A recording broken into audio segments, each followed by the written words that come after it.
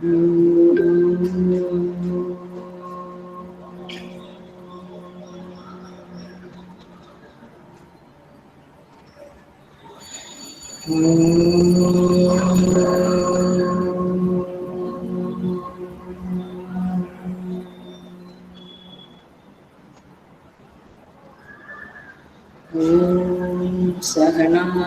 भवतु सहनौ भुनक्तु सह वीर्यं करवावहै तेजस्विनावधीतमस्तु मा विद्विषावहै। ॐ शान्ति शान्ति शान्तिः। समस्तजनकल्याणे निरतं करुणामयं नमामि चिन्मयं देवं सद्गुरुं ब्रह्मविद्वरम्।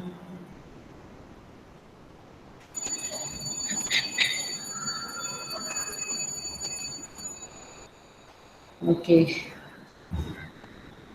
so I welcome you all online Shweta Satsang Sadhakas with great love and great respect to this satsang. So आज हम 9वां मंत्र देखेंगे श्वेता उपनिषद के अध्याय 1 का। प्रथम हम चैंटिंग करते हैं श्लोकों की, मंत्रों की। हरि ओम ब्रह्मवादिनो वदन्ति किं कारणं ब्रह्म कुतस्म जाता जीवामकेन क्वच सम्प्रतिष्ठा अधिष्ठिता केन सुखेतरेषु वर्तामहे ब्रह्मविदो व्यवसान् कालः स्वभावो नियतिर्यदृच्छा भूतानि योनि पुरुष इति चिन्त्या संयोगयेषां न तु आत्मभावात् आत्माप्यनीश सुखदुःखहेतो ये ध्यानयोगानुगता अपश्यन् देवात्मशक्तिं स्वगुणैर्निगूढां ह्यकारणानि निखिलानि तानि कालात्मयुक्तान्यधितिष्ठत्येकः तमेकमेनिं त्रिवृतं षोडशान्तं शतावधारं विंशतिप्रत्यराभिः अष्टकैः षट्भिर्विश्वरूपैकपाशं त्रिमार्गभेदं द्विनिमित्तैकमोहम् पञ्चश्लोकोऽम्बुं पञ्चयोन्युग्रवक्रां पञ्चप्राणोर्मीं पञ्चबुद्ध्यादिमूलां पञ्चावर्तां पञ्चदुःखौघवेगां पञ्चाशद्भेदां पञ्चपर्वामधीमाम् सर्वा जीवे सर्वसंस्थे ब्रुवन्ते अस्मिन् हंसो भ्राम्यते ब्रह्मचक्रे पृथक् आत्मानं प्रेरितारं च मत्वा जुष्टस्ततस्तेनामृतत्वमेति उदितमेतत् परमं तु ब्रह्म तस्मिन् स्वयं सुप्रतिष्ठाक्षरं च अर्थान्तरं ब्रह्मविदो विदित्वा लीना ब्रह्मणि तत्परायो विमुक्ताः संयुक्तमेतत्क्षरमक्षरं च व्यक्ताव्यक्तं भरते विश्वमीशः अनीशश्चात्मा बध्यते भोक्तृभावात् ज्ञात्वा देवं मुच्यते सर्वपाशैः ज्ञाज्ञौ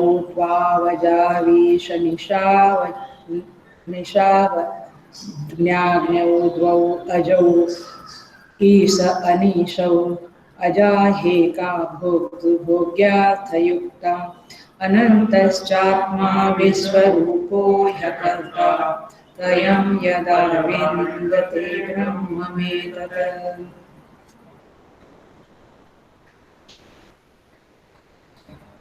ओके, सो आज हमारा मंत्र है, 9वां मंत्र है,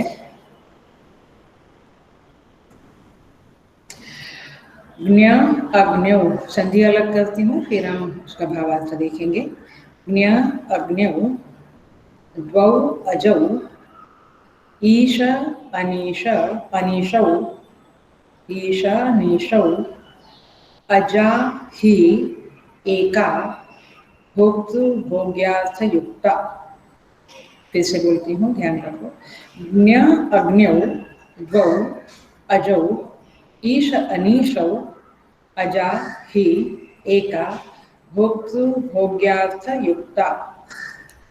अनंतः च आत्मा विश्वरूपो ही अकर्ता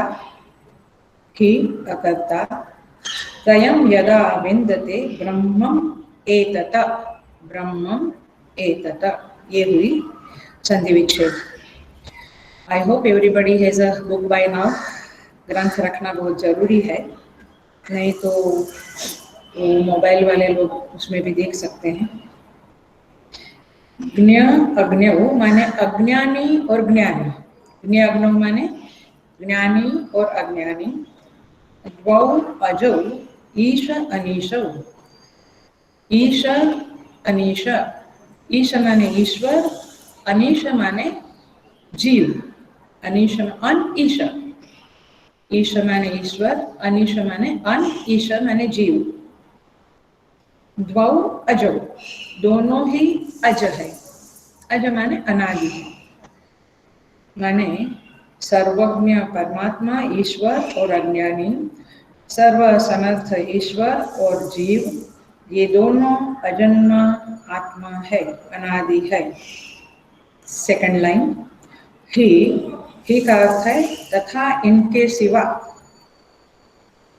तथा इनके सिवा भोक्तृ भोग्यार्थ युक्ता, अर्थात भोगने वाले जीवात्मा के लिए। भोक्तृ माने जो भोगने वाला जीवात्मा है उसको कहते हैं भोक्तृ। भोग्यार्थ युक्ता माने उसके लिए उपयुक्त भोग सामग्री से युक्त। अजा ही एका, अजा एका अनादि प्रकृति एक तीसरी शक्ति है, तीसरी एंटिटी है। एक ईश्वर हुआ जो सर्वज्ञ है, एक जीव हुआ जो अज्ञानी है, और तीसरा क्या है? भोक्तृ भोगार्थ युक्ता अजा ही एका, एक प्रकृति है जो जीव को भोग देने वाली है। तीन एंटिटी हुई। Is it clear? तीन एंटिटी। अनंतः च आत्मा विश्व रूपो ही अकर्ता। ही माने क्योंकि, तीसरी लाइन का ही, क्योंकि वह परमात्मा अनंत विश्व रूप माने अनेक रूपों वाला, संपूर्ण रूपों वाला, और अकर्ता माने कर्तापना के अभिमान से रहित है।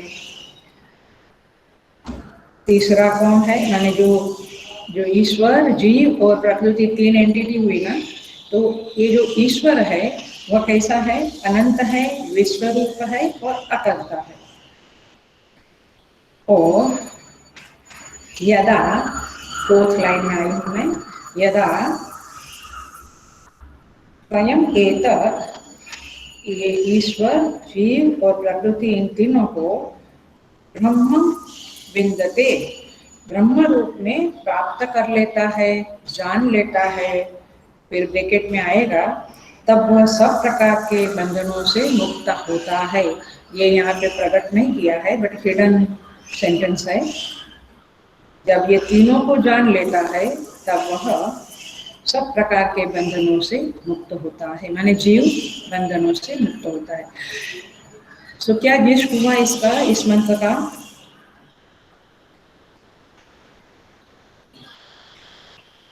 अभी ये जो 9वां और 10वां दोनों मंत्र है, उसका जो टाइटल है वो क्या है कि जब जीवात्मा, परमात्मा और प्रकृति इन तीनों के तत्वों को जो पृथक पृथक जान लेता है और फिर उसके तत्व को जान लेता है, तब उपासना करके फिर वह फल प्राप्त करता है और आगे जाकर मुक्त हो जाता है। तो ये तीन एंटिटी को जानना है। कैसे जानना है? ब्रह्म रूप में जानना है। Are you getting? जीव, ईश्वर और प्रकृति, इन तीनों को ब्रह्म रूप में जब जान लेता है जीव साधक, तब वह मुक्त हो जाता है। Is it clear? तब वह मुक्त हो जाता है। इसमें तीनों ही अजा है। अज माने अनादि है, अजन्मा है, लेकिन फिर भी जो ईश्वर है वो इन दोनों से माने जीव से और प्रकृति से थोड़ा सा अलग है, थोड़ा सा अलग है, क्योंकि वह अनंत है, विश्व रूप है और अकर्ता है। तो इस तरह से इसे जो जान लेता है, हमने पिछले क्लास में भी कहा था 7th चैप्टर गीता का, यहाँ पे परा प्रकृति और अपरा प्रकृति का वर्णन है। भूमिरापो नलो वायु खम मनो बुद्धिरेव च अहंकार इतीयं में भिन्ना प्रकृति रष्टधा अपरेयमितस्त्वन्यां विद्धि प्रकृति में परां जीवभूता महाबाहो ययेदं धार्यते जगत। सो ये परा प्रकृति और अपरा प्रकृति, तो इसमें परा प्रकृति क्या हुई? जीवात्मा परा प्रकृति है, और भूमि रापो नलो वायु ये पंच महाभूत की जो प्रकृति है वह अपरा प्रकृति है। लेकिन तीनों इन दोनों से परमात्मा माने ईश्वर जो है वो विलक्षण है, वो उनसे अलग है। तो इस तरह से यहाँ पे कहते हैं कि बट ये तीनों के तीनों, ध्यान से सुनना, बी वेरी अटेंटिव प्लीज। ये तीनों के तीनों ईश्वर, जीव और प्रकृति, तीनों के तीनों ब्रह्म रूप है। ऐसा जब साधक जान लेता है तब वह बंधनों से मुक्त हो जाता है। अभी तो हमारे मन में क्या है? ये जगत है, ये मैं जीव हूँ, और ये ईश्वर है, और ब्रह्म कुछ और है, ये निर्विकल्प निराकार निर्गुण ऐसा कुछ ब्रह्म है। अभी हमारे मन में चार है, राइट? लेकिन यहाँ पे स्तुति माता क्या कहती है? ये तीन को, जीव जगत और ईश्वर को ब्रह्म रूप में यदि कोई जान लेता है तो वह इस संसार बंधन से मुक्त हो जाता है। Is it clear? तो अभी हम आगे जाएंगे। देखिए,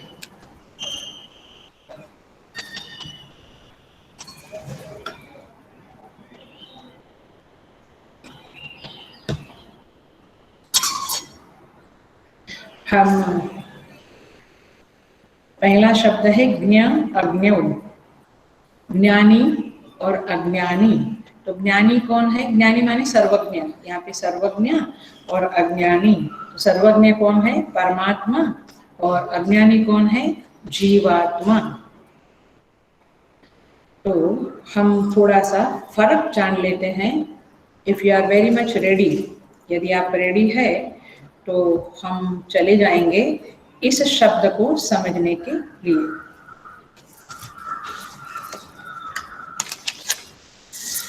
देखिए,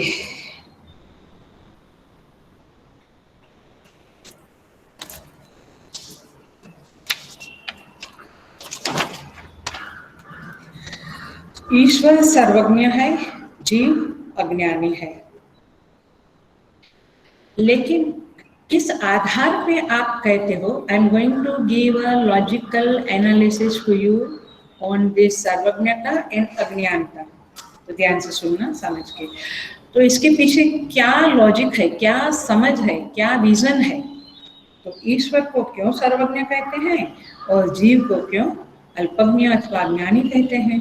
तो देखिए, सर्वज्ञ शब्द के 3 प्रकार से अर्थ शास्त्र करते हैं। माने शास्त्र सर्वज्ञ शब्द को 3 प्रकार से समझाता है।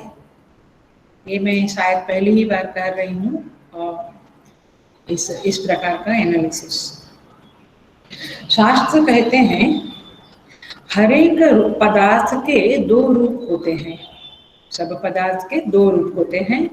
एक है व्यावहारिक रूप और एक है पारमार्थिक रूप।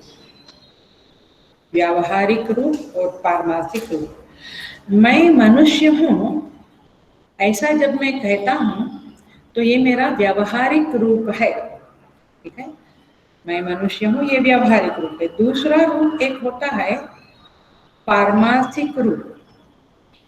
अब सामान्यतया मनुष्यों को, पशु पक्षी को तो छोड़ ही दो, मनुष्यों को अपने व्यावहारिक रूप का ज्ञान होता है। I am a human, I am rich, I am poor, etcetera etcetera etcetera. लेकिन उसको उसका पारमार्थिक रूप का भान नहीं होता है, ज्ञान नहीं होता है। जबकि ईश्वर जो है उसे उसका व्यावहारिक रूप और पारमार्थिक रूप दोनों का ज्ञान होता है। Are you getting the difference between two? अल्पज्ञता एंड सर्वज्ञता का डिफरेंस पता चल रहा है?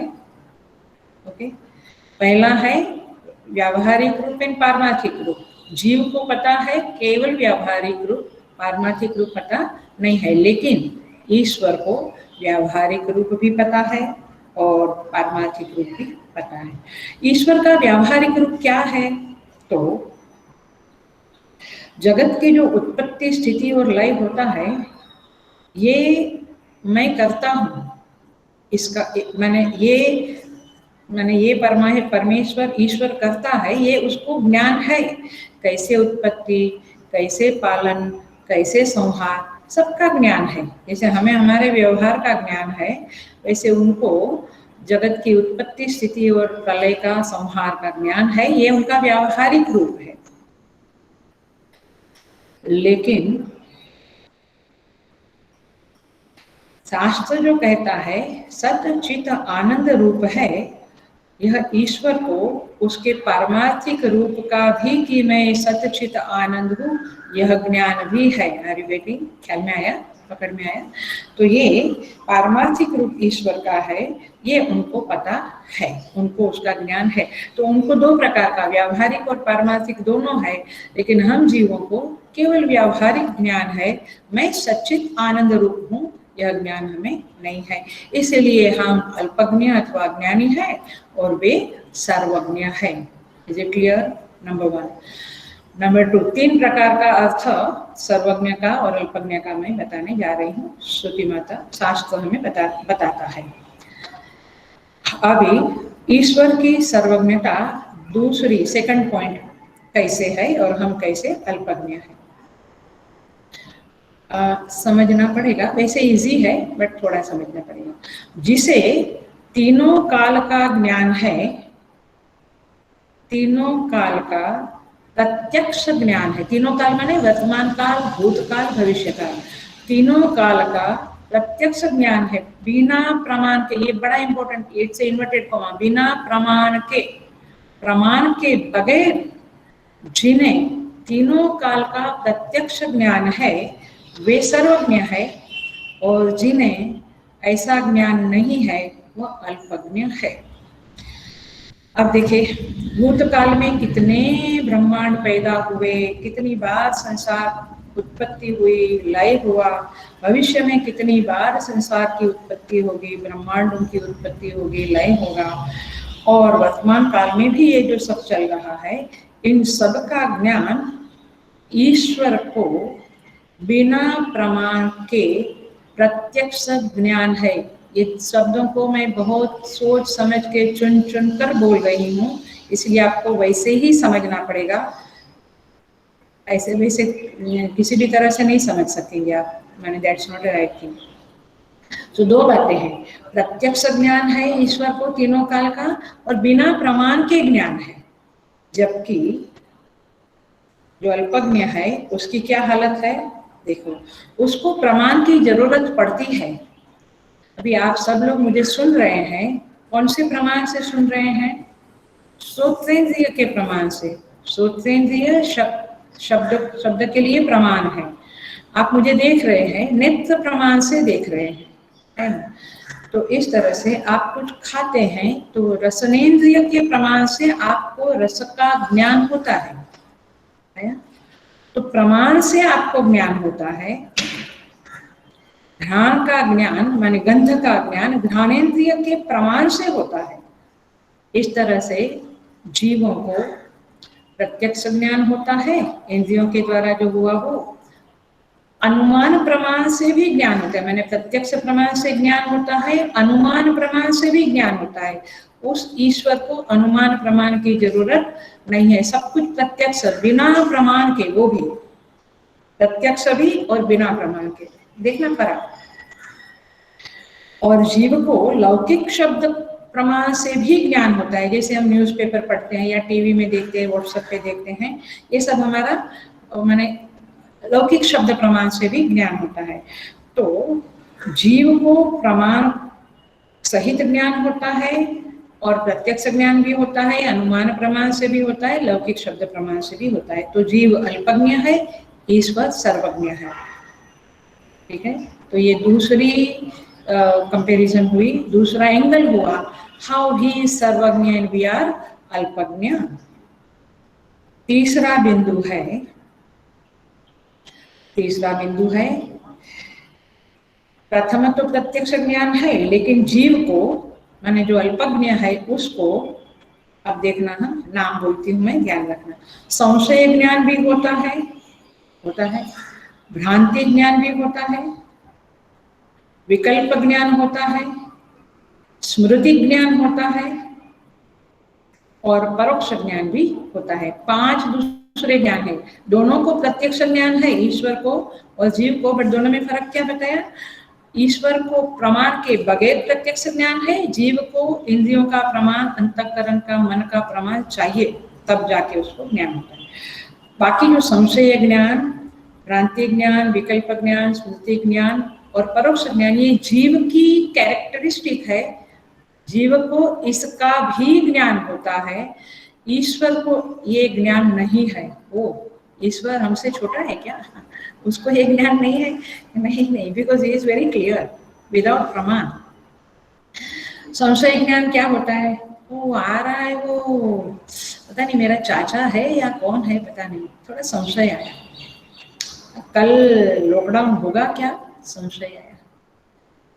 भ्रांति ज्ञान, रज्जु के ऊपर जो सर्प का ज्ञान हुआ, ये भ्रांति ज्ञान है, ये जगत सत्य है, ये भ्रांति ज्ञान है। विकल्प ज्ञान माने शब्द ज्ञान तो है उसमें, माने शब्द बोला जाता है लेकिन उसका कोई अर्थ नहीं होता है, उसे विकल्प कहते हैं। जैसे वंध्यापुत्र, ये शब्द है लेकिन अभी कुछ आया आई फील करके, क्या आया था किसका? शब्द तो है लेकिन उसका अर्थ नहीं है।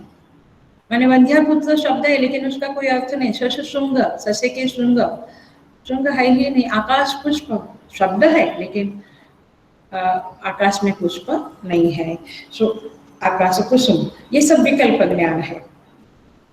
स्मृति ज्ञान हमें पता है, कुछ देखा है, कुछ सुना है, कुछ एक्सपीरियंस किया है, उन सब की स्मृति होती है, उसे कहते हैं स्मृति ज्ञान। तो ये ज्ञान जीव को होता है, परमात्मा को नहीं होता है। मेरे दादाजी थे, ऐसे थे, ये सब ज्ञान स्मृति ज्ञान है। और परोक्ष ज्ञान का अर्थ होता है, परोक्ष ज्ञान माने जो हमारे सामने नहीं है लेकिन हमें शब्द के द्वारा पता चलता है, न्यूज़पेपर वगैरह, ये परोक्ष ज्ञान है। अथवा धर्म अधर्म के बारे में हमें डायरेक्ट ज्ञान नहीं है, परोक्ष ज्ञान है। कैसे? स्मृति पढ़ी, पता चला इसको धर्म कहते हैं, इसको अधर्म कहते हैं, तो ये सब परोक्ष ज्ञान है। अतीन्द्रिय ज्ञान बोलते हैं उसको, तो ये ज्ञान परोक्ष ज्ञान है। तो जीव को इस तरह के ज्ञान है, संशय ज्ञान, भ्रांति ज्ञान, विकल्प ज्ञान वगैरह। ईश्वर को इस तरह का ज्ञान नहीं है, धर्म अधर्म भी उनको स्पष्ट है, उनके सामने सब कुछ बिना प्रमाण के प्रत्यक्ष ज्ञान की तरह है। और जीव को ये सब ज्ञान है, इसीलिए वो अल्पज्ञ है। इसलिए ये जो मौन रहना, एकांत में रहना, ये क्यों? क्योंकि ये सब गलत ज्ञान से हम मुक्त हो जावे। इसीलिए कई कहते हैं कि हम तो घर में रह के ईश्वर प्राप्ति करेंगे। ठीक है, अच्छी बात है, लेकिन इफ यू आर आप यदि व्यवहार में फंसे हो तो ये सारे ज्ञान आपका पीछा नहीं छोड़ेंगे, तो फिर आप अल्पज्ञ ही बने रहोगे। इसलिए जितना माने ईश्वर में जो प्रत्यक्ष ज्ञान है, वो इन सब ज्ञान नहीं है, इसलिए वो सर्वज्ञ है। तो ईश्वर में अज्ञान नहीं है और सर्वज्ञता है, लेकिन जीव में सर्वज्ञता, अज्ञान है और सर्वज्ञता नहीं है। इस तरह से यहाँ पे ईश्वर, अब मैं एक प्रश्न देती हूँ, आप लोग थोड़ा सा हम करें, क्योंकि बड़ा सुना सुना लगता है मुझे तो इंटरेक्शन के बिना।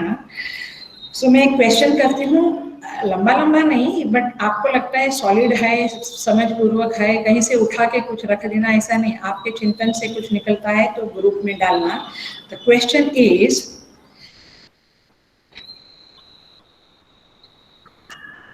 ज्ञानी की सर्वज्ञता और ईश्वर की सर्वज्ञता के बीच में क्या फर्क है? ज्ञानी की सर्वज्ञता, ज्ञानी भी सर्वज्ञ है, हम लोग कहते हैं हाँ ये तो सब कुछ जानते हैं। तो ज्ञानी की सर्वज्ञता और ईश्वर की सर्वज्ञता के बीच में क्या फर्क है,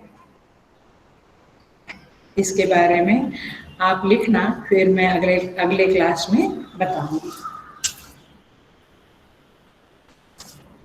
अब हम आते हैं मंत्र के छोटे छोटे शब्दों के ऊपर, छोटे छोटे नहीं बहुत बड़े हैं, बट वन एवरी वर्ड के ऊपर हम आते हैं। ये हमने एक ही शब्द को डील किया, ज्ञानी और अज्ञानी, जीव अल्पज्ञ, ईश्वर सर्वज्ञ।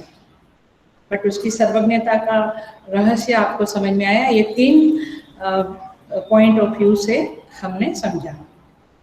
अब देखते हैं ईश्वर, ईश अनीश।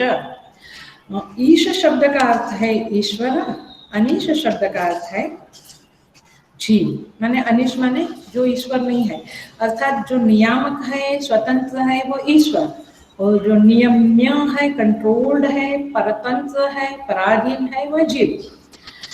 क्वेश्चन आया था ग्रुप में कि आई थिंक रजनी कराड़े का था, डॉक्टर रजनी कराड़े, विश्रांति क्लास का, कि बिंब प्रतिबिंब के ऊपर पुनः प्रकाश डालिए। तो मैं जरा सा फिर से उसको रिफर करती हूँ ताकि आपको भी एक रिवीजन हो जाएगा। और आई थिंक मीनोमा ने भी लिखा था कि डिफिकल्ट था, तो शायद यही पॉइंट डिफिकल्ट था। तो हम देखते हैं फिर से जरा सा, तो क्योंकि यहाँ ईश अनिश शब्द आया है तो फिर से रेफर कर लेते हैं। तो देखो मैं बिल्कुल सीधा सीधा बताती हूँ, एकदम एकदम इजी करके ट्राई करती हूँ मैं। सूर्य है, सन इज देयर, राइट, सूर्य है और फिर एक तालाब है, पानी, और उस तालाब में सूर्य का प्रतिबिंब पड़ता है, राइट, ठीक है, वेरी इजी टू अंडरस्टैंड। अभी जब वो प्रतिबिंब पड़ता है, जब सूर्य का प्रतिबिंब उस जल में पड़ता है, तालाब के जल में, तब उस सूर्य को एक नाम दिया जाता है, क्योंकि प्रतिबिंब माने रिफ्लेक्शन, इंग्लिश जानने वाले और वेदांत के भाषा को कम जानने वाले, एक्चुअली ये प्रतिबिंबवाद का एक, वेदांत का एक बहुत सॉलिड सिद्धांत है प्रतिबिंबवाद, जिसके द्वारा वेदांत अपने आप को प्रकट करता है अथवा प्रस्तुत करता है। तो ये प्रतिबिंबवाद का सिद्धांत है। तो प्रतिबिंब माने रिफ्लेक्शन, तो सूर्य माने सन, SUN सन, ये सूर्य का प्रतिबिंब पड़ता है, जब पड़ता है तब सूर्य का नाम पड़ जाता है बिंब विशिष्ट सूर्य, क्योंकि ये प्रतिबिंब इंग्लिश में आई डोंट नो, प्रतिबिंब को रिफ्लेक्शन कहते हैं, बिंब को क्या कहते हैं, कोई तो लिखो राजश्री। तो बिंब विशिष्ट सूर्य, ओके, उसका नाम पड़ा नाम। अब ये जो बिंब माने एक्चुअली वो सूर्य ही है, पर उसका नाम पड़ा बिंब विशिष्ट सूर्य, क्योंकि वो प्रतिबिंब के संदर्भ में है, with respect to reflection it is called a बिंब विशिष्ट सूर्य। अब वो जो प्रतिबिंब हिलता डुलता है एटसेट्रा है, वो प्रतिबिंब का नियामक ये सूर्य है, राइट, क्योंकि सूर्य की जो गति है उस तरह से प्रतिबिंब की गति है।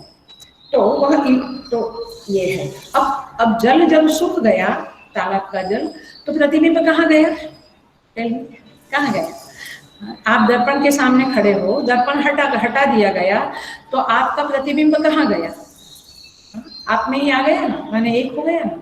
वैसे प्रतिबिंब जब जल सूख गया तो प्रतिबिंब गया। अब प्रतिबिंब गायब हो गया तो वो जो बिंब विशिष्ट सूर्य जो हमने नाम दिया था वो नाम भी चला गया, क्योंकि उसका कोई मतलब नहीं रहा ना, there is no with reference to. तो इसीलिए बिंब विशेषण नष्ट हो गया और वो प्रतिबिंब का नियामक भी अभी नहीं रहा। ठीक है ना।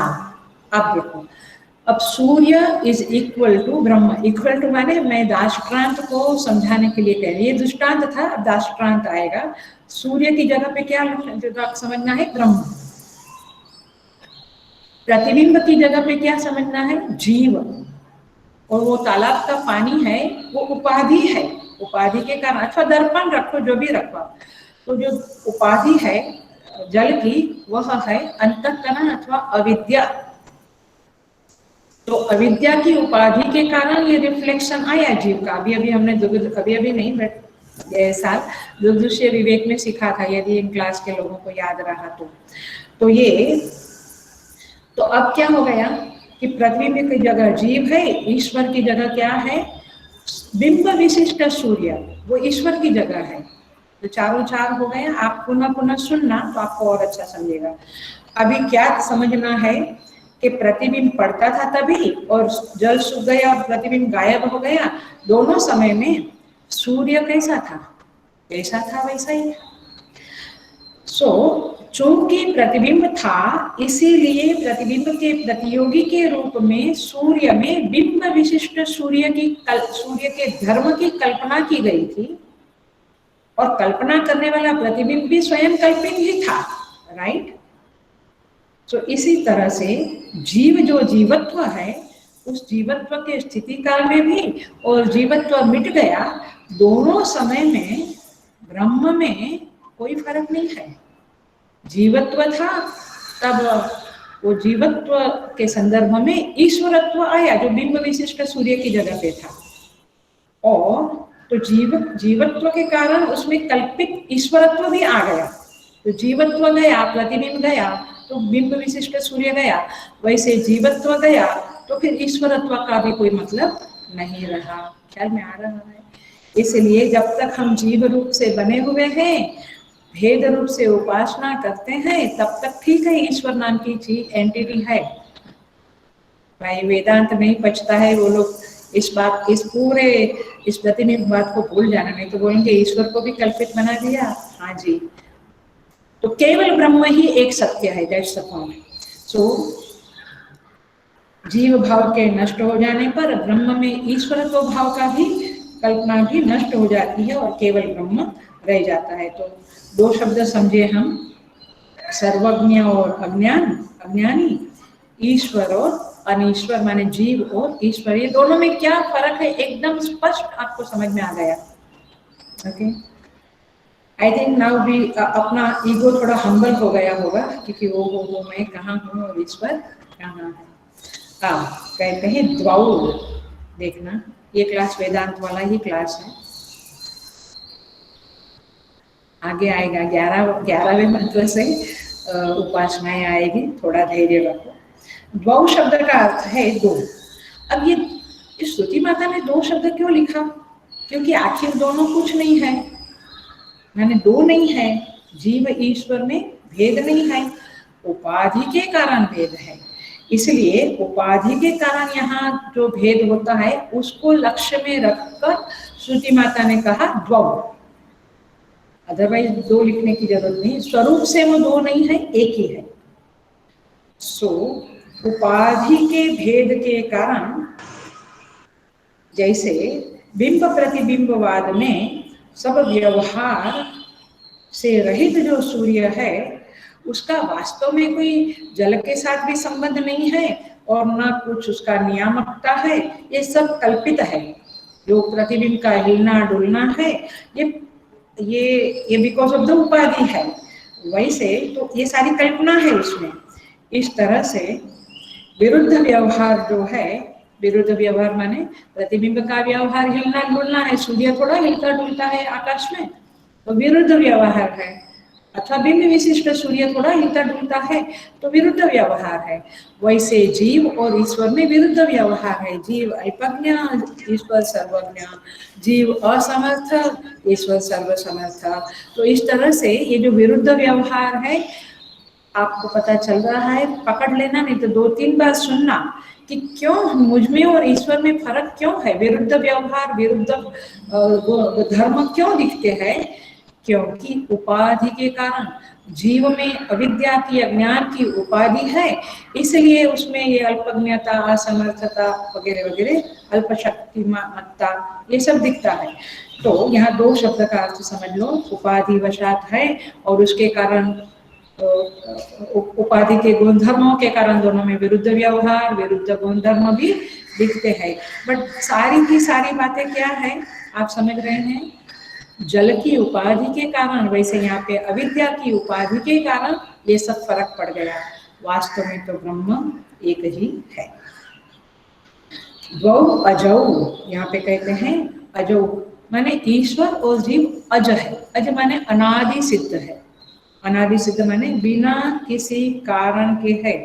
आदि माने उत्पत्ति, उत्पत्ति माने कुछ कारण से उत्पत्ति, तो बिना किसी कारण के है। सो देखिए, क्योंकि प्रत्येक कार्य के प्रति कारण की कल्पना होती है। जगत कार्य है तो ईश्वर उसका कारण है, भले अभिन्न निमित्त उपादान विवर्त कारण है, बट कारण है, ऐसी कल्पना की जाती है। और जगत में जो, सृष्टि में जो वैचित्र्य है वो जीवों की अनंतता के कारण है।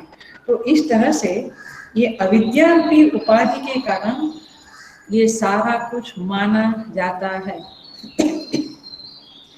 देखो, जैसे कोई ब्राह्मण है, मैं एग्जाम्पल देती हूँ।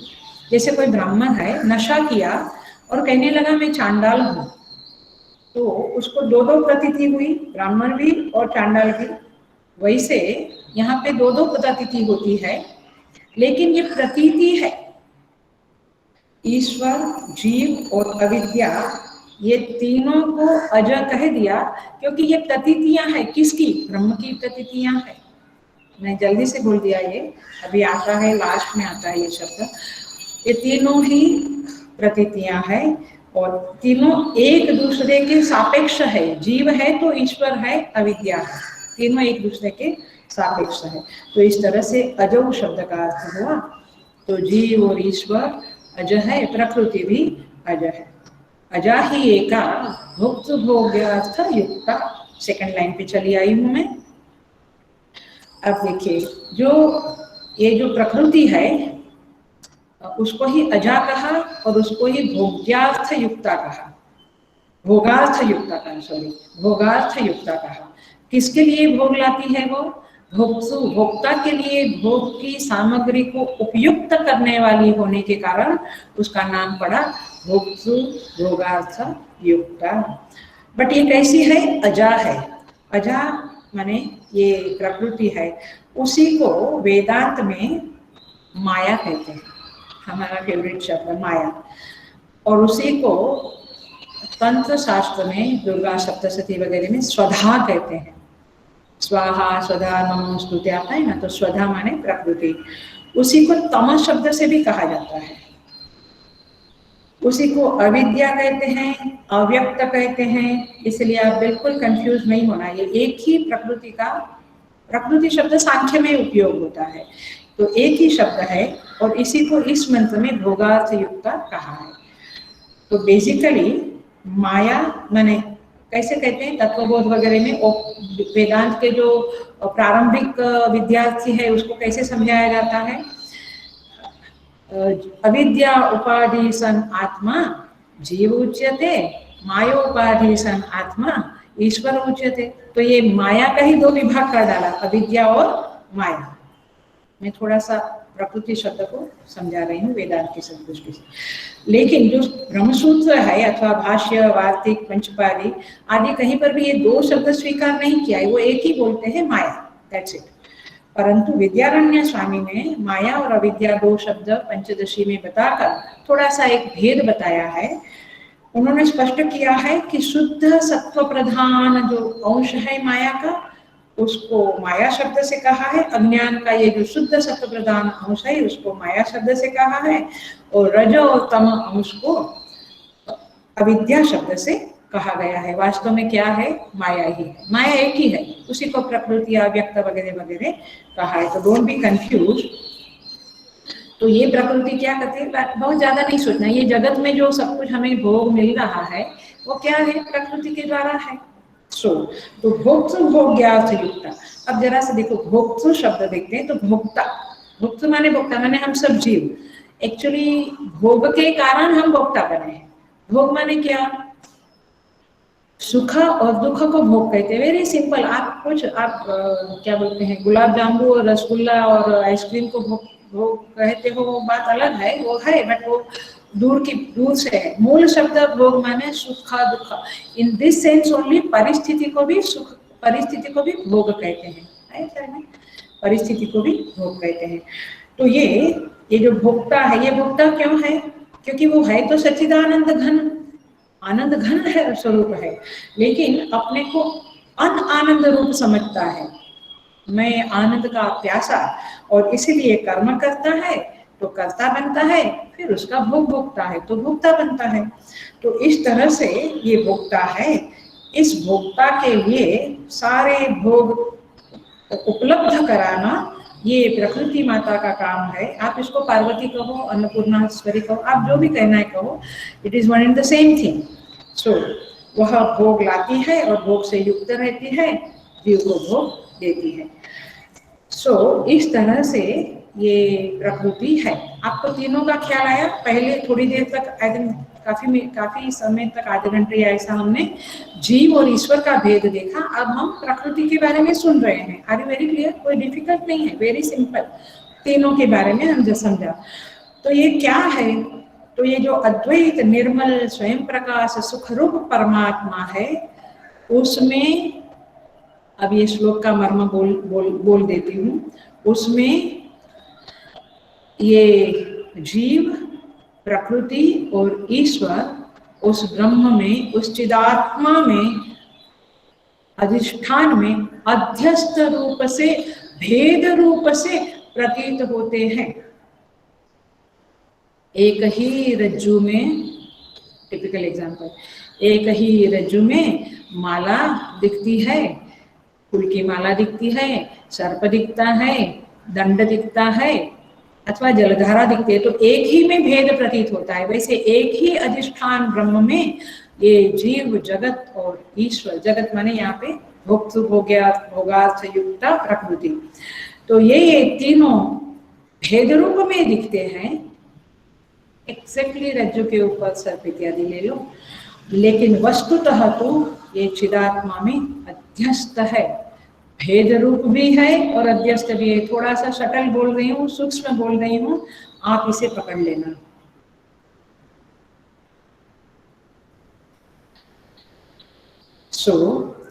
इस माया के कारण ये माइक परमात्मा जो है वह विकार वाला दिखता है।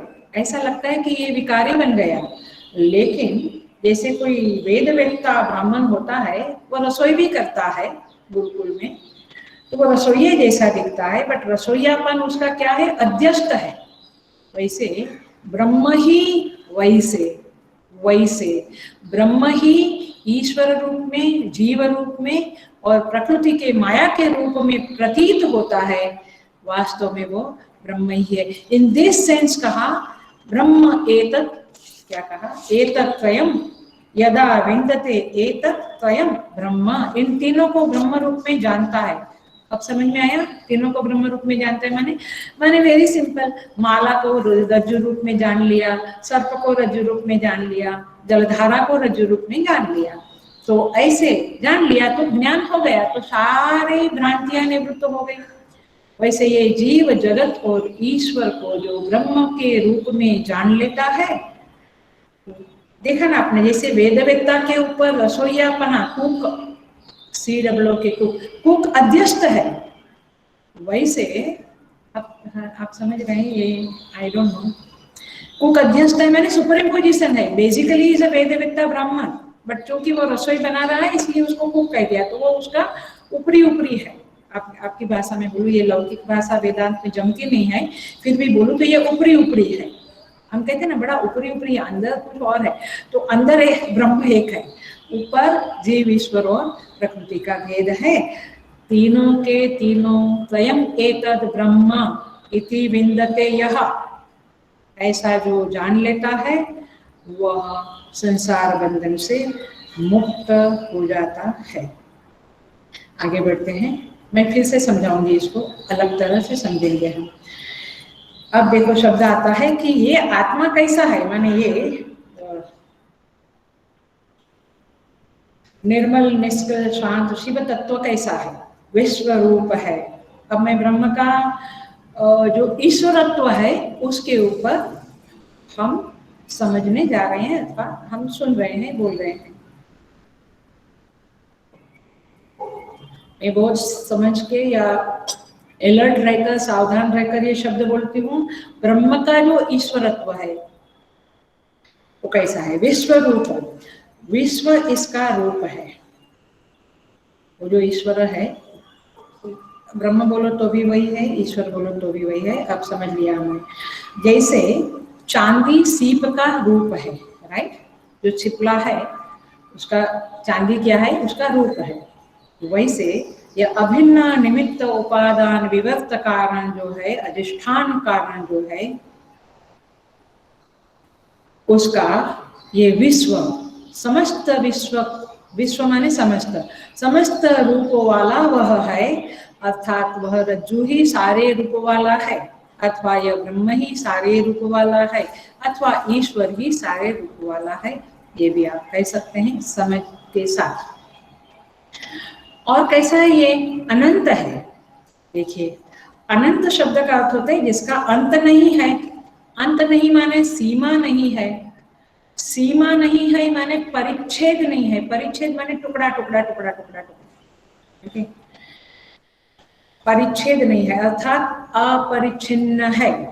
कौन, यह ब्रह्म। माया की उपाधि के कारण देश काल वस्तु माया के कारण इसमें कल्पित होती है, लेकिन वह स्वयं अनंत है, अंतरहित है, अपरिच्छिन्न है। एग्जाम्पल दे देती हूँ, जैसे घट है और आकाश है। हर एक घट में आकाश है, ठीक है, हर एक घट में आकाश है। उसको आप क्या बोलते हैं वेदांत की भाषा में, घटाकाश बोलते हैं। और जो दिखता है उसको महाकाश बोलता है। तो महाकाश इज लाइक ईश्वर, बच्चों जैसा बोल रही हूँ, बच्चों को समझाए वैसे बोल रही हूँ। महाकाश इज लाइक ईश्वर, घटाकाश इज लाइक जीव, और आकाश इज लाइक ब्रह्म। आकाश को कोई महा, घटा, कोई उपनाम नहीं लगता है उसको, उपमा नहीं लगती है उसको। तो जैसे घट उपाधि संपर्क से भेदादि विरुद्ध धर्मों की कल्पना आकाश में होने पर भी आकाश एक है, अनंत है, शुद्ध है, असंग है, वैसे संसार में पड़ा हुआ जीव भी, संसार कलेल में पड़ा हुआ जीव भी संग वाला दिखता है, बट वास्तव में असंग है। ये चिंतन के लिए आपको थोड़ा सा एक्सप्लेन करके बोल रही हूँ, क्योंकि आखिर जीव तो अध्यस्त ही है, तो वो ब्रह्म ही है, अनंत रूप है। इसलिए बड़ा डर लगता है बोलने को कि आई एम अनंत है, लेकिन समझ लिया तो बोलने में कोई तकलीफ नहीं होती है। आगे बढ़ते हैं। अकर्ता, तो विश्वरूप अनंत, अकर्ता, कर्ता अकर्ता, जीव कर्ता, ईश्वर अकर्ता। कर्तृत्व भोक्तृत्व आदि सभी लक्षण जो है वो संसार के, कर्तृत्व भोक्तृत्व आदि लक्षण संसार, ऐसी संसार की डेफिनेशन भी आती है। सभी, तो ये संसार धर्मों से रहित जो है वह कौन है, यह आत्मा है, ये परमात्मा है। देखो जगत रूप से जो जगत है उसमें अंतत्व है, हाँ सब कुछ विनाशी है। तो वो जगत रूप जो है वो उसका अध्यस्त रूप है, ऐसा करके अनंत शब्द बोल के उसके सब अनंत, उसके अंतत्व का निषेध किया। वैसे जीव जो कर्ता भोक्ता है उस कर्तृत्व भोक्तृत्व का अकर्ता करके निषेध किया। तो इस तरह से जीव भाव से कर्ता भोक्ता की प्राप्ति होती है, उसका निषेध करने के लिए अकर्ता पद दिया। तो फर्क मालूम पड़ता है जब आप हे ईश्वर हे प्रभु कहते हैं तो थोड़ा सा वेदांत का ये सारे लक्षण है, गुणधर्म है, उसको चित्त में रखते हुए जब कहेंगे तो आपको और अच्छा लगेगा। नहीं तो ऐसा लगता है दोस्त है। ठीक है, वो यशोदा माता को बालक रूप में वगैरह वगैरह बातें अलग है, ये वेदांत चल रहा है। जिस शिव के भगवान के परमात्मा के ज्ञान मात्र से अनादि काल का कर्तृत्व नष्ट हो जाता है, वो स्वयं अकर्ता होगा, उसमें संदेह क्या हो सकता है। जैसे आकाश में सभी क्रियाएं होने पर भी आकाश निष्क्रिय है, अकर्ता है, वैसे परमात्मा में ही सारी क्रियाएं होती है लेकिन वह अकर्ता है। ये है आपका वेदांत अकर्ता। अब कहते हैं स्वयं एतत् ब्रह्मा। इसको हम समझेंगे, ठीक तरह से समझेंगे, लेकिन थोड़ा सा बोल देती हूँ पहले। प्रतिबिंब स्थानीय जीव, बिंब स्थानीय परमेश्वर। I think now you should be very clear. बिंब माने क्या और प्रतिबिंब माने क्या। प्रतिबिंब माने रिफ्लेक्शन और बिंब माने उसको इंग्लिश में क्या कहते हैं मुझे नहीं पता, बट जो मूल है वो बिंब और उसका एक रिफ्लेक्शन करता है, उसको प्रतिबिंब। तो प्रतिबिंब स्थानीय जीव है, बिंब स्थानीय परमेश्वर है और जल की उपाधि अथवा दर्पण की उपाधि के स्थान में माया है यथा प्रकृति है, जो भी बोलो। ये तीनों के तीनों ब्रह्म रूप ही है। ऐसा श्रुति माता कहती है कि ऐसा जो जान लेता है तीनों एक ही है, प्रत्यगात्मा रूप है। आखिर वाला वाक्य बोल दिया मैंने। वो प्रत्यगात्मा रूप ब्रह्म जो है वो तीनों, ये तीनों वही है। इसको यथार्थ रूप से जो जान लेता है, अर्थात ये तीनों उस ब्रह्म के ऊपर अध्यस्त है, सुपर इम्पोजिशन है, ये तीनों प्रतीतियां है, ये तीनों रिफ्लेक्शन है, कहे दो चलो। रिफ्लेक्शन तो नहीं कह सकेंगे क्योंकि ईश्वर इज अ बिंब स्थानीय वगैरह वगैरह। बिंब स्थानीय माने बिंब विशिष्ट, प्रतिबिंब विशिष्ट, बिंब विशिष्ट सूर्य कहा था ऐसे। तो वस्तुतः तीनों अध्यस्त है, इसलिए ये मायात्मक है, इसलिए अधिष्ठान भूत ब्रह्म से ये तीनों अलग नहीं है किंतु ब्रह्म ही है। ऐसा जो जान लेता है वह वास्तव में मुक्त हो जाता है। Are you very clear? जैसे कि यहाँ पे एग्जाम्पल देते हैं, जैसे मोतियाबंद कैटरेक्ट के कारण चंद्रमा एक है फिर भी दो दो दिखते हैं, वैसे ब्रह्म एक है लेकिन हमें ब्रह्म ईश्वर रूप में भी दिखता है, जीव रूप में भी दिखता है, माया रूप में भी दिखता है। जब कैटरेक्ट का ऑपरेशन हो जाता है, अविद्या की उपाधि नष्ट हो जाती है, तो फिर सब कुछ ब्रह्ममय दिखता है। सब कभी कहते हैं ना ब्रह्ममय संसार, ये सारा संसार ब्रह्ममय है शिव की वाटिका शैर करने के लिए, ये सब कुछ ब्रह्ममय है। ईशावास्यम इदगम सर्वम, ख्याल में आता है। एक की एक बात श्रुति कहती रहती है लेकिन अलग अलग तरह से कहती रहती है, फिर भी हमारी खोपड़ी में जाता नहीं है कुछ भी, या चिंतन करते नहीं है हम लोग ज्यादा, इसीलिए। बट एनीवे श्रुति माता करुणावश अलग अलग तरह से हमें इसी संदेश को देती है, ईशावास्यम इदगम सर्वम। मेरे ख्याल से ईश्वर शब्द का भी काफी अच्छा अर्थ आया है आपको समझ में, और इसीलिए ईशावास्य को भी इस सेंस में देखना और समझने की कोशिश करना। अब हम चले जाते हैं थोड़ा सा अलग एंगल से इसको देखने के लिए। मैं बिगिनिंग में ही काफी सिद्धांतों को समझा देती हूँ, तो फिर दूसरा तीसरा चौथा पांचवा छठा अध्याय जो है इस उपनिषद का वो इजी जाएगा।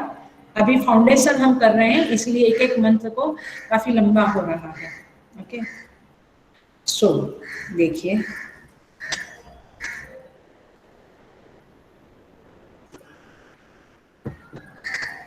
क्या कहते हैं। यदा विन्दते ब्रह्म स्वयं एतत्, इस तीन को ब्रह्म के रूप में जान लेते हैं।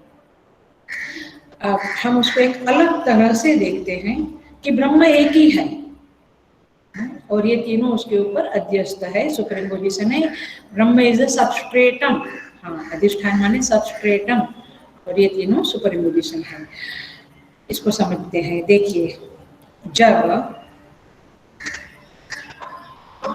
महाप्रलय होता है तो सारी सृष्टि उस ब्रह्म में, उस चेतन में सो जाती है। ठीक है, अर्थात वेदांत की भाषा में, आप लोग थके तो नहीं होना,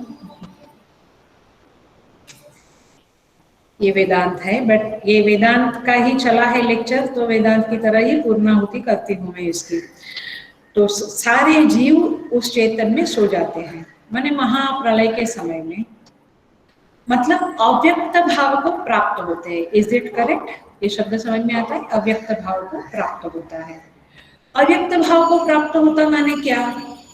माने वे है, आप लोग थोड़ी कमेंट्स भी डालना जब आप हरिओम हरिओम लिखते हैं, तो जिनको ठीक से लगा, राजश्री एक दिन और चालू रखेगी, प्रोवाइडेड कि आप लोग कुछ और पोस्ट ना डालें। जैसे कुछ पोस्ट डालेंगे राजश्री इमीडिएटली एडमिन के ऊपर चली जाएगी।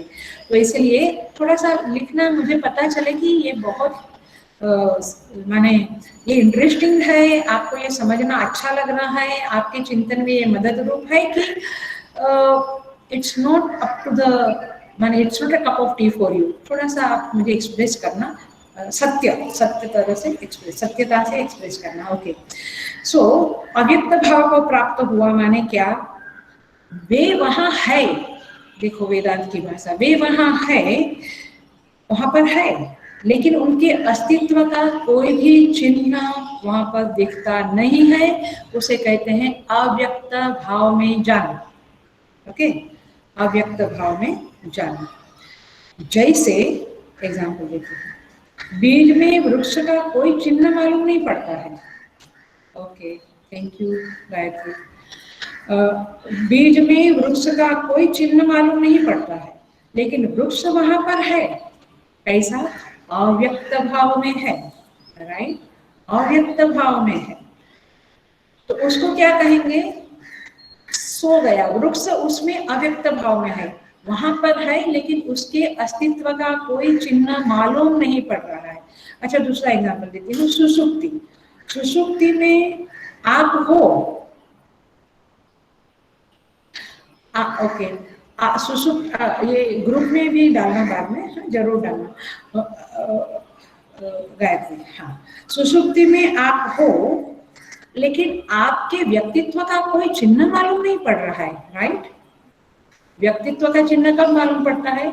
जागृत में, स्वप्न में थोड़ा बहुत। तो इसे कहेंगे गहरी निद्रा में है, व्यक्तित्व है मेरा वहां पे सुषुप्ति में, लेकिन उसका कोई चिन्ह मालूम नहीं पड़ता, उसे कहते हैं अव्यक्त भाव में गया। तो इस तरह से ये जो अब दाष्टान्त पे आ गई, दुष्टांत खत्म हो गया, बीज, अंकुर और सुषुप्ति, व्यक्तित्व खत्म हो गया, और महाप्रलय और अधिष्ठान माने ब्रह्म, ये दाष्टान्त में आ गई अभी। तो चेतन अधिष्ठान में ये प्रकृति और जीव दोनों जाकर सो गए। जगत का प्रलय हुआ, ऐसा भागवत जी में हम सब सुनते हैं, पढ़ते हैं। तो जगत भी सो गया और सारे जीव भी सो गए। मत्स्यावतार आप याद करो, मत्स्यावतार में है ना, सारे जीवों को, सब कुछ के बीज को लेकर मत्स्यावतार प्रकट हुआ। एंड सो सारे जीव सो गए, प्रकृति सो गई, जगत सो गया। अब ईश्वर किस पर शासन करेगा? आया? अब ये दोनों सो गए, तो ईश्वर किस पर शासन करेगा? तो ईश्वर का कोई संदर्भ, ईश्वरत्व का कोई संदर्भ ही नहीं रहा।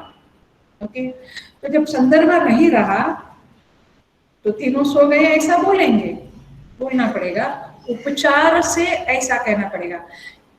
ये शब्द टिपिकल वेदांत का शब्द है, उपचार मात्र से ऐसा कहना पड़ेगा कि तीनों सो गए। तो वहां किमपि तत्स, तो वहां पे क्या था? सदैव सौम्य इदम अग्रे आसीत, वहां पे केवल सत एव सौम्य इदम अग्रे आसीत, वहां पे केवल सत ही था। हे सौम्य, ऐतरेय उपनिषद में कहते हैं, गुरु शिष्य को कहते हैं, हे सौम्य सद एव इदम अग्रे आसीत। इदम अग्रे आसीत, इदम माने ये जगत है, ये जगत के पहले अथवा उसके पीछे क्या था? सत केवल था। उस सत के ऊपर ये जगत अध्यस्त रूप से प्रकट हुआ, और लीन हुआ, मैंने महाप्रलय पहले लिया, लीन हुआ, तो अस्तित्व मात्र वहां था और किसी चीज का क्या बोलते हैं चिन्ह नहीं था, जगत का, जीव का, ईश्वर का चिन्ह, चिन्मय मात्र अस्तित्व वहां पर था। तो ऐसे अस्तित्व में से तीनों प्रकट होते हैं। अब क्या नहीं, ब्रह्म एतत्त्रयम् यदा विन्दते ब्रह्म, इन तीनों को जब ब्रह्म जान लेता है तो संसार से मुक्त होता है। तो देखो ये तीन कैसे सो गए, ये अलग एंगल से हम इसी टुकड़े को, श्रुति के इसी टुकड़े को समझ रहे हैं। तो अब तीनों के तीनों माने जीव जगत और ईश्वर, तीनों के तीनों उस अस्तित्व से प्रकट भी हुए, प्रलय हुआ और उत्पत्ति भी हुई जगत की, राइट। तो अब थोड़ा सा समझो, थोड़ा मुझे लगता है ये पूरा करके हम बंद करेंगे। तो अस्तित्व, वह चिन्मय अस्तित्व में से तीनों प्रकट हुआ, लेकिन please please please understand very clearly, be attentive. इन तीनों से तीनों का प्रागट्य हुआ, लेकिन वह चिन्मय सत्ता, वो चेतना, वह चेतन, वह ब्रह्म विकृत हुए बगैर, माने उसमें कुछ भी चेंज हुए बगैर ये तीनों का अस्तित्व प्रकट हुआ। आया? वो समझ में आता है? जैसे अच्छा चलो आपको आपकी ही भाषा समझेगी। दूध में से दही बना तो दूध क्या हो गया? विकृत हो गया। हाँ, लेकिन आती हूँ मैं, लेकिन यहाँ पे ब्रह्म से ये जगत बना। अब समझ में आता है ये भाषा, ब्रह्म से जगत बना माने ये प्रतीत हुआ, अंकुर फूटा जगत का।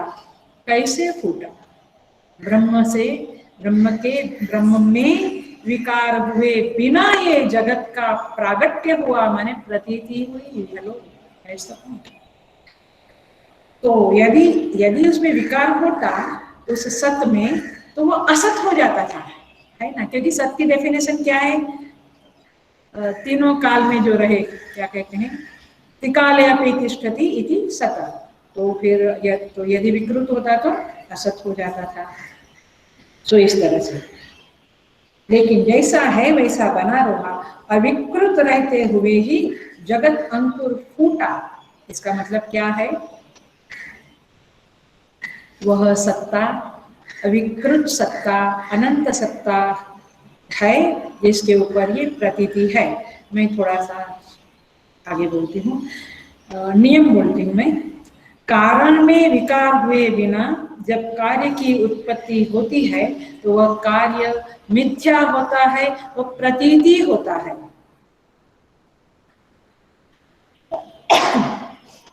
पकड़ में आ रहा है? कारण में विकार न होवे और कार्य माने इफेक्ट, कारण माने कोज, कोज में इफेक्ट, कोज में विकार नहीं हुआ, चेंज नहीं हुआ और आपको इफेक्ट दिखाई देने लगी, कार्य बना, तो वो मिथ्या होता है। कारण में विकार हो और फिर उत्पत्ति हो, कार्य बने, तो वो सही सत्य होता है। जैसे बीज में से अंकुर बना, तो बीज भी व्यावहारिक सत्ता में सत्य है, अंकुर भी व्यावहारिक सत्ता में सत्य है। लेकिन कारण अपने स्वरूप में बना रहे और विकार न हो तो वह कार्य मिथ्या होता है। Now you will get it. Example, जल बना रहे, जल बना रहे, जल में विकार न हो और लहर की उत्पत्ति हो जावे, तो वह लहर कैसी है? कैसी है? मिथ्या। समझ में आता है? कारण में विकार, जल में कोई विकार आया नहीं, जल जैसा है वैसा रहा और लहर की उत्पत्ति हो गई। एग्जैक्टली समझो, ऐसे ही ब्रह्म रहते हुए जगत की उत्पत्ति हुई। अब पकड़ में आ रहा है कि जगत कैसा है? मिथ्या है कि सत्य है? मिथ्या है। मिट्टी बनी रहे और घट के रूप में प्रतीत होने लगे, तो वो घट कैसा है? मिथ्या है। आया? ब्रह्म एतत् स्वयं यदा विन्दते, यह साधकः, जो साधक इस तीनों को ब्रह्म रूप जानता है। तो आप घट को क्या जानते हो? मिट्टी रूप जानते हैं। लहर को क्या जानते हो? जल रूप जानते हैं। ये तो बड़ा जानते हैं हम। बस वैसे ही जगत को ब्रह्म रूप जानिए, वैसे ही, नॉट लाइक अंकुर एंड बीज, नॉट लाइक दैट। रस्सी बनी रहे, माने रज्जू बना रहे और सर्प की प्रतीति हो जाए तो सर्प मिथ्या होता है। आकाश आकाश बना रहे और नीलिमा की उत्पत्ति हो जाए, नीलिमा प्रतीत होने लगे तो वो नीलिमा कैसी है? मिथ्या है। चलो, सूर्य की किरणें किरणें बने रहे और उसमें जल की, मृगमरीचिका बोलते हैं ना, जल की प्रतीति होवे तो वो जल कैसा है? मिथ्या है। तो इस तरह से 4 महाभूत आए हैं इसमें, और वायु का कुछ नहीं दिख रहा है, नहीं मिल रहा है मुझे। इस तरह से ये जो कार्य है वो कारण में विकार हुए बिना कार्य उत्पन्न होता है तो वो कार्य मिथ्या होता है। इसी तरह से ब्रह्म ब्रह्म है और ब्रह्म ब्रह्म रहते हुए ये जगत जीव और ईश्वर की प्रतीतियां होती है। तो ये प्रतीतियां कैसी है? ये प्रतीतियां है और ये मिथ्या है, और ये एक कारण में विकार उत्पन्न किए बिना उत्पत्ति है तो कारण को विवर्त कारण कहते हैं। आया आपका? अभिन्न निमित्त उपादान विवर्त कारण आया। तो ये विवर्त कारण है कौन? ये ब्रह्म। वो भी कार्य के संदर्भ में बोलते हैं, जैसे प्रतिबिंब के संदर्भ में बिंब विशिष्ट सूर्य शब्द दिया, ऐसे ही एग्जैक्टली, समझ रहे हैं आप? एग्जैक्टली वैसे ही ये अभिन्न निमित्त उपादान कारण जो ब्रह्म बोलते हैं वो बिंब विशिष्ट सूर्य की जगह पे बोलते हैं। आप सॉलिड एग्जाम्पल को दिमाग में अथवा हृदय में क्या कहते हैं, एस्टैब्लिश करके रखो, उसको क्या बोलते हैं, उसको गाड़ कर रखो, एकदम पक्का कर लो अंदर, तो आपको सारी चीजें बहुत साफ होगी, आगे का उपनिषद बहुत इजी जाएगा आपको। विवर्त कारण बोलते हैं। तो कारण के ऊपर विवर्त हुआ है, परिणाम नहीं हुआ है कारण में, परिणाम नहीं हुआ है। तो इस तरह से आभास रूप में सब कुछ है, चिदाभास बोलते हैं, इसलिए जीव का नाम चिदाभास है। अब पकड़ में आया?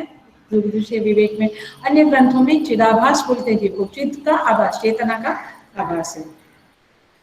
तो महाप्रलय के समय जो एक चिन्मय स्वयं प्रकाश अस्तित्व था, उस अस्तित्व में विकार होकर के जगत का अंकुर नहीं फूटा है, इसीलिए अविकृत रहते हुए जगत का अंकुर फूटा है अथवा जगत प्रतीत होता है, इसलिए जगत मिथ्या है। गोस्वामी तुलसीदास जी महाराज इसी को समझाते हैं, झूठो सत्य जाहि जाने बिनु। झूठो सत्य, ये रामचरितमानस की पंक्ति है, दोहा का क्या बोलते हैं, चौपाइयां है। झूठो सत्य जाहि बिनु जाने, जिमि भुजंग बिनु रज्जु पहचाने। जिमि भुजंग बिनु रज्जु पहचाने, माने जो झूठा है वो सत्य लगता है। ये जगत झूठा है लेकिन हमें सत्य लगता है, क्यों? क्योंकि जिसके नहीं जानने से, जाहि बिनु जाने, उस परमात्मा के, उस ब्रह्म के, परम तत्व के नहीं जानने से, उस ब्रह्म के नहीं जानने से ये जगत सत्य लगता है। जैसे जिमि भुजंग बिनु रज्जु पहचाने, जैसे रज्जु को नहीं जाना, पहचाना नहीं, तो ये भुजंग सत्य लगता है। भुजंग माने सर्प, सर्प में सत्य लगता है। वैसे ही ये जगत सत्य लगता है क्योंकि ब्रह्म को जाना नहीं है। लेकिन श्रुति माता कहती है कि जब आप उस ब्रह्म विन्दते, इस ब्रह्म को जान लोगे तो एतत् त्वयम्, ये एतत् त्वयम् मिथ्या लगने लगेगा, और फिर उसको मिथ्या है तो उसके रूप बोल सकते हैं, जैसे सर्प को आप रज्जु रूप बोल सकते हैं। इन दैट सेंस उस उपचार से आप जगत को और जीव को और ईश्वर को ब्रह्म रूप बोल सकते हैं। और इसी दृष्टि से, इसी विजन से श्रुति माता ने ये पंक्तियां, ये मंत्र की चौथी पंक्तियां लिखी है। तो जिसे अधिष्ठान का बोध होता है तो अधिष्ठान दृष्टि से कुछ पैदा नहीं हुआ है, केवल प्रतीयमान हो रहा है। तो जीव जगत और ब्रह्म प्रतीयमान है। अधिष्ठान चेतन पर जिसकी दृष्टि टिकी है उसको ये अध्यास की सत्ता अधिष्ठान से भिन्न नहीं दिखती है। आया? यदा ब्रह्म एतत् स्वयं विन्दते, जिसे अधिष्ठान का बोध हो गया उसे ये तीनों जो अध्यस्त है, जीव जगत और ईश्वर, उसकी अध्यास की सत्ता अधिष्ठान से भिन्न नहीं दिखती है। रज्जु जान लिया तो सर्प की सत्ता रज्जु से भिन्न नहीं दिखती है, वैसे इन तीनों की सत्ता अधिष्ठान ब्रह्म से भिन्न नहीं दिखती है। इसीलिए तीनों ही ब्रह्म रूप में भाषित होता है और तीनों ही अध्यास कोटि में चला जाता है।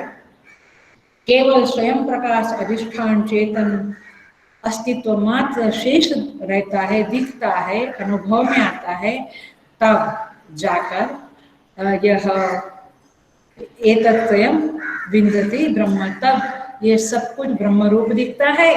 तब ईशावास्यम इदगम शब्द का अनुभव, माने स्तुति का अनुभव होता है, तब अनुभव होता है।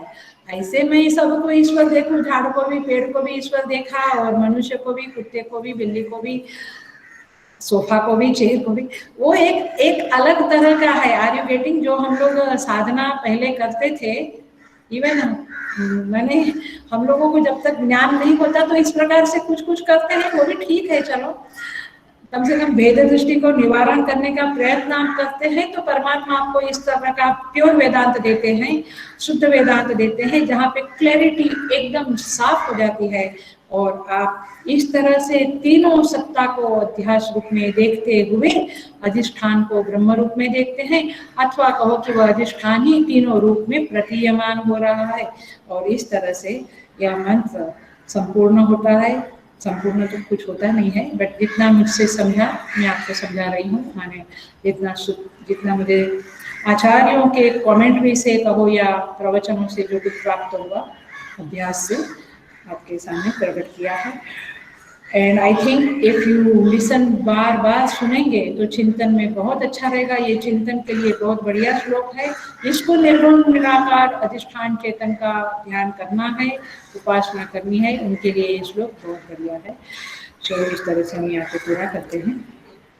आगे का मंत्र भी लगभग इसी तरह का है। और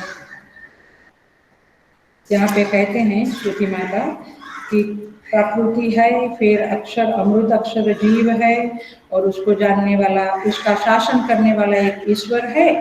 तस्य अभिध्यानात् योजनात् तत्वभावात्, उसका ध्यान करने से, उससे एक तन्मय होने से, उसका तत्व को जान लेने से, भूयश्च अन्ते विश्व माया निवृत्ति ही, तो आपकी विश्व माया की निवृत्ति होगी, माने आपका ज्ञान नष्ट होगा और आपका संसार बंधन से मुक्त हो गए। लगभग वही टाइप का मंत्र है। अगले क्लास में देखेंगे। Thank you so much. भगवान हमें ताकत दे, बल दे, आत्मबल दे इस चिंतन को करने के लिए और इसको समझने के लिए, क्लैरिटी के लिए। ऐसी प्रार्थना करते हुए पूरा करते हैं। ओम पूर्णमद पूर्णमिदं पूर्णात् पूर्णमुदच्यते पूर्णस्य पूर्णमादाय पूर्णमेवावशिष्यते। ओम शांति शांति शांति। हरि ओम श्री गुरुभ्यो नमः। हरि ओम। Thank you so much. God bless you.